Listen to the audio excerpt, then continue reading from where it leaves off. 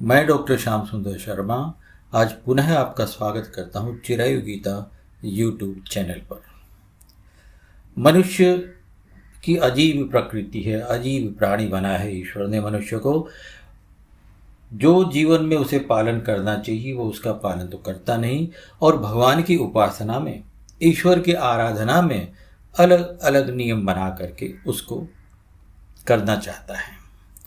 जबकि वास्तविकता तो ये है कि भगवान की उपासना में कोई नियम की आवश्यकता ही नहीं होती। कोई एक प्रकार का उसमें तरीका ही नहीं बताया है कि भगवान की उपासना इस तरीके से की जाए। हाँ, जो भी चीज़ें बताई हैं, पवित्रता बताई है, शुचिता है, मन की शुद्धता है, शरीर की शुद्धता है, विचारों की शुद्धता है, ईश्वर का स्मरण करते रहना है, मनन करते रहना है, ये सारी चीज़ें हैं। किंतु भगवान की उपासना में किसी वस्तु का कोई महत्व नहीं है कि आप भगवान को इतना चढ़ावा चढ़ाएंगे तो आप पर प्रसन्न होंगे और आप इतना कम चढ़ाएंगे तो कम प्रसन्न होंगे। ऐसा कुछ भी नहीं है। ये सारे नियम बनाए हैं मनुष्य ने, और वो भी अपने स्वार्थ के लिए, मैं तो ये कहता हूँ। जबकि भगवान ने स्वयं श्रीमद् भगवद गीता में कहा है कि पत्रम पुष्पम फलम तोयम यो मे भक्त्या प्रयच्छति तदहम भक्त्युपरितम स्नामि प्रयतात्मनः। भगवान ने स्पष्ट कह दिया है कि भगवान की उपासना में केवल प्रेम की प्रधानता है, विधि की नहीं, वस्तु की नहीं। किंतु मनुष्य है कि वो प्रलोभन देता है, मंदिर जाता है, पहले से भगवान के लिए बोल देता है कि नहीं, मैं आपको इतना चढ़ावा चढ़ाऊंगा, इतनी आपकी भक्ति करूंगा, करता कुछ नहीं। भगवान को मूर्ख समझा है। अरे भगवान अंतर्यामी है, वो आपके मन की भी जानते हैं, आपके तन की जानते हैं, आपके धन की जानते हैं, आपके संसार की, आपके परिवार की, आपके रोम रोम को पहचानते हैं ईश्वर। और आप उनके साथ में धोखा करने का प्रयास करते हो, उनको लालच देते हो, उनको प्रलोभन देते हो कि मुझे ये काम कर दो, मेरा परिवार को ये सफलता दे दो, व्यापार में ये कर दो, नौकरी में ये कर दो। उनको जो करना है उनको मालूम है, तो फिर उपासना में नियम क्यों? भगवान केवल प्रेम के भूखे, केवल प्रेम के अतिरिक्त भगवान को और कुछ नहीं चाहिए।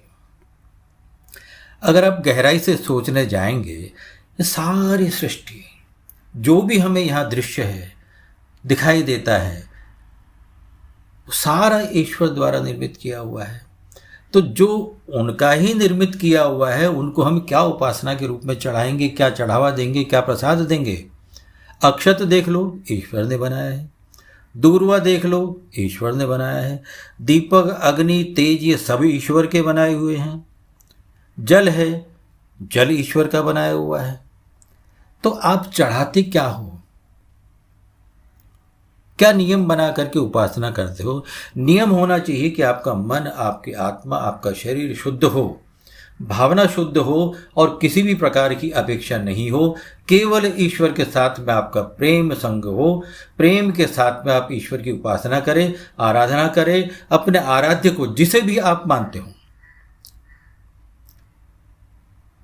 पूरे मन से उनमें लगे रहना ही उनकी वास्तविक उपासना है, और वही प्रेम है। मैं एक छोटी सी चीज़ बताता हूँ। हर घर में एक छोटा बड़ा मंदिर होता है। मंदिर में कोई मूर्तियाँ रखता है, कोई फोटो रखता है।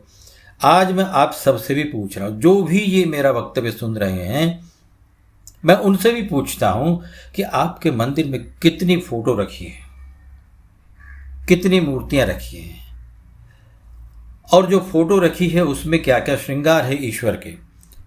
वो आपके ही आराध्य हैं। रोज आप उनको दीपक करते हैं, रोज उनको आप धूप लगाते हैं, रोज उनकी अगरबत्ती करते हैं, प्रसाद चढ़ाते हैं, आरती करते हैं, श्रद्धा के साथ में करते हैं, पूरे विश्वास के साथ में, आदर के साथ में।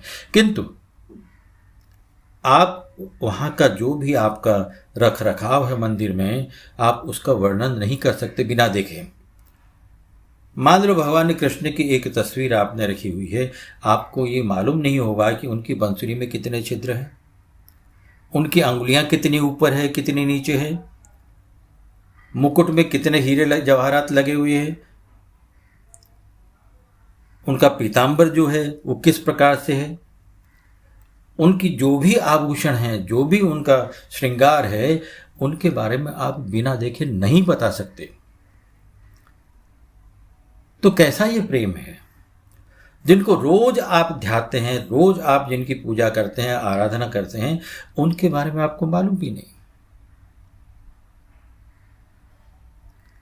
आपका विश्वास उस बच्चे जैसा होना चाहिए जिसे उसकी माँ अभी अभी स्कूल में छोड़ के गई है। किंतु उस बच्चे के मन में ये विश्वास है कि जब मैं दोपहर में यहाँ से निकलूँगा 2 घंटे 4 घंटे बाद में, तब तक मेरी माँ वहीं बैठी रहेगी या मेरे पिताजी वहीं बैठे रहेंगे जो मुझे छोड़ने आए हैं। उसके मन में ये विश्वास है, इसीलिए वो स्कूल में रुक पाता है, पढ़ाई कर पाता है। उसके मन में भय नहीं रहता कि मैं बाहर जाऊँगा तो माँ मिलेगी या नहीं।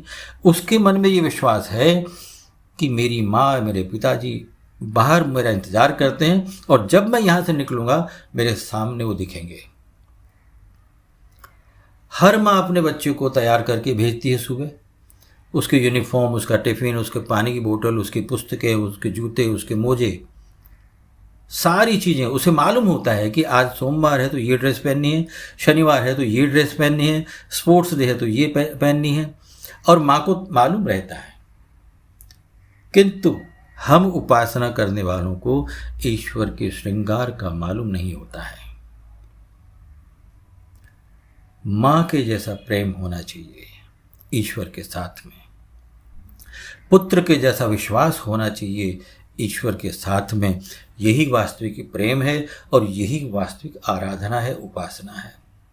अपने आराध्य के समीप जाने के लिए आपको उनसे प्रेम करना पड़ेगा। आप प्रसाद कुछ न दें, कोई अंतर नहीं पड़ता। आप खूब खूब ढेर सारा प्रसाद चढ़ा दें, कोई फर्क नहीं पड़ता।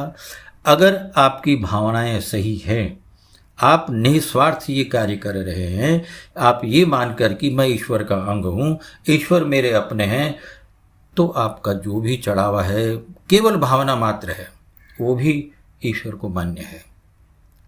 और ईश्वर बड़े प्रसन्न होते हैं।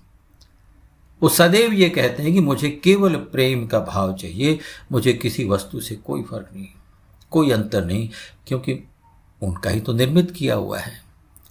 तो उपासना कैसी हो? जिसमें प्रेम प्रेम प्रेम, केवल प्रेम हो, ऐसी उपासना ईश्वर की होनी चाहिए। कोई नियम पालन करने की आवश्यकता नहीं। हाँ, शुचिता, पवित्रता, समर्पण, सम्मान, श्रद्धा, आदर, प्रेम, ये सब होना आवश्यक है। जय श्री कृष्ण, जय श्री राधे।